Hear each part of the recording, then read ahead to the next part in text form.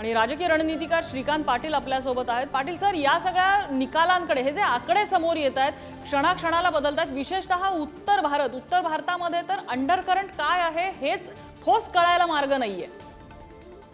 नक्कीच तुम्ही जर आज पाहायला गेलात तर आज आता नेमकी सुरुवात झालेली आहे।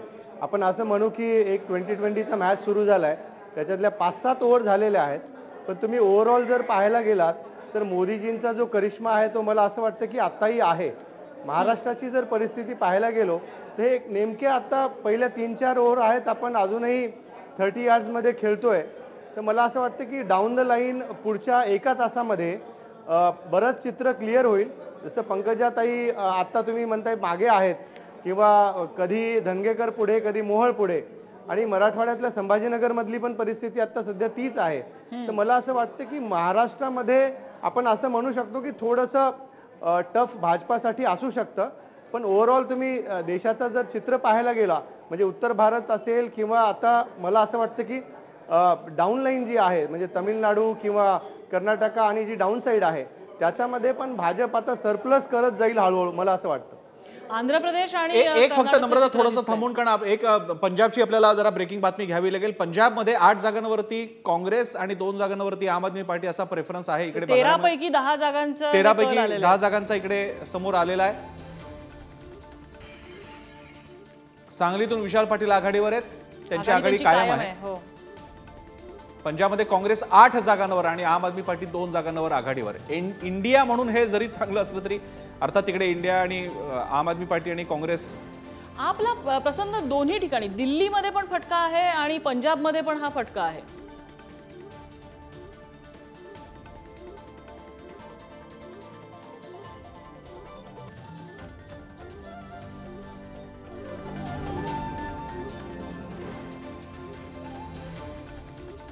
पंजाबमध्ये 8 जागांवर काँग्रेस आघाडीवर आहे, आम आदमी पक्ष 2 जागी आघाडीवर आहे।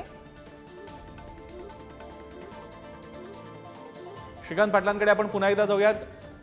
महाराष्ट्राच्या बाबतीत श्रीकांत पाटीलजी, महाराष्ट्रामध्ये साधारणपणे महाविकास आघाडी थोडाफार फरक इकडे तिकडे असेल, पण जवळपास 50-50च्या दिशेने आघाड्या सगळ्या चालल्या आहेत फेऱ्या, काय सांगाल याबद्दल? प्रसन्नाजी, तुम्ही म्हणताय ते बरोबर आहे।